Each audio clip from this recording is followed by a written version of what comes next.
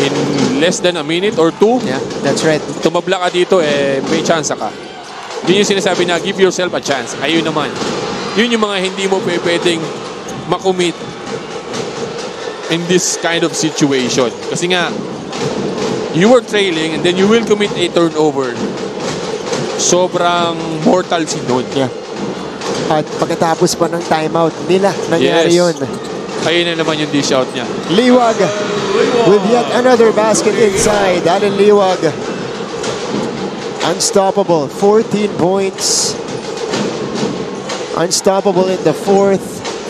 2:20 to go. It's a 9-point lead for Benilde. And the window is closing for LPU. And again, it's this two-man game between Inot and Liwag that's been working for Benilde. Oo, pinakukumit lang ni Tony Inot yung defender eh.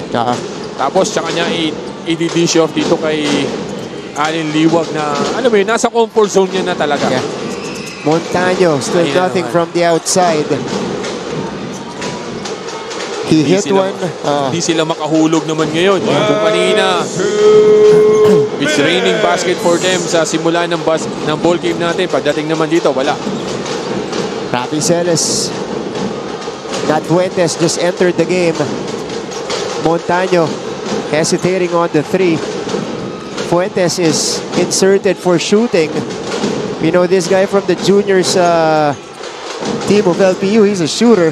Iyon naman. Speaking of shooting, Villegas breathing life into this LPU offense. The lead is down to 6. They need to step it up. Hindi ba pwedeng makikipagsabayan sila dito because they were down by 6 with only 1 minute and 25 seconds dito sa ball game natin.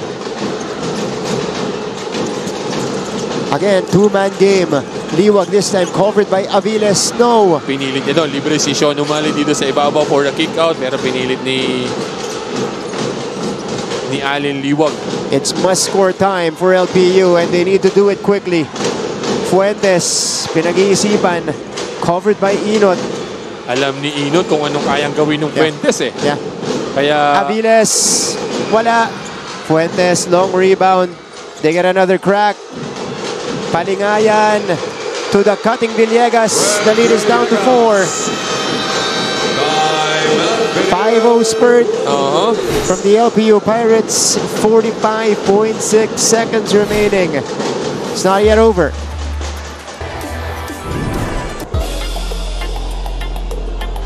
Renz Villegas sinusubukang ibalik ang LPU dito sa ating laban. 5-0 run. A personal run for Renz Villegas to cut the lead down to 4. Yeah. His own run. Coming from a high of 9. Baba sa 4. Kaya lang yun nga. The time is not on their side. They need to at least full court press. Yeah. They're not yet in the penalty. They only have 3 fouls. 3 team fouls. Renz Villegas already have 14 points, 5 out of 8 field goals. Yeah. Not too much of a shot for him. True. Without Ato Barba, expect ko dito mga 14-15 ang tinira nito with 7 rebounds and 2 assists.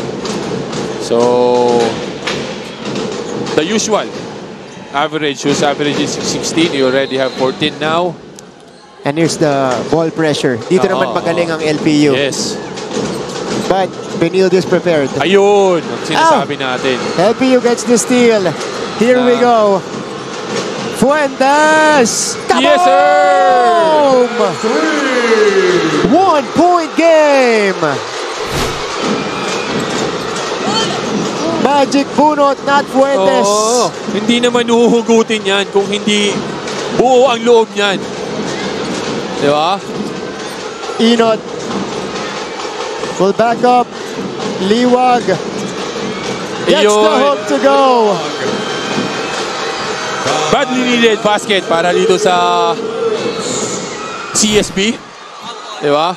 Coming off a turnover ni Allen Liwag dun sa backcourt kanina.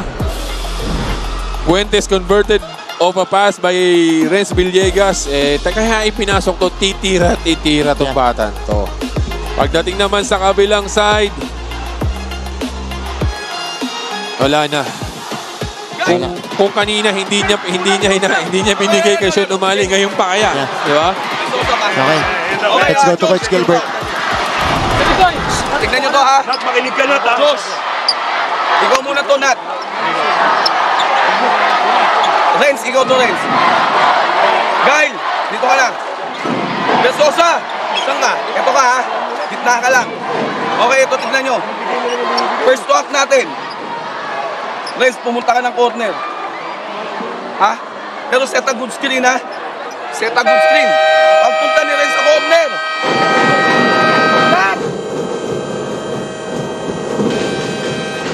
Ato Barba. Again, absent in LPU's lineup. The helpless. Di mapakali yan. Panigurado. Close game. Close game. Close game.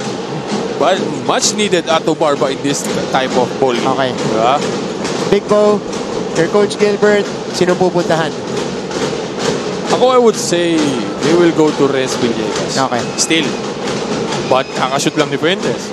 You will know, di ba? Kasi pinasok itong batang to take the outside shot. Yeah. And hindi naman siya pinahiya. Kanina pa siya hinahound ni Tony Inot. There's a one possession na nalibre si Fuentes and hindi naman siya napahiya. Yeah. Di ba? That's right. So, here we go. it might be Renz, it might be 12 seconds. Fuentes. You wouldn't know. Di ba? Ito na nga. Fuentes has it. Step back three for the tie. Oh! Almost! But Benilde will escape.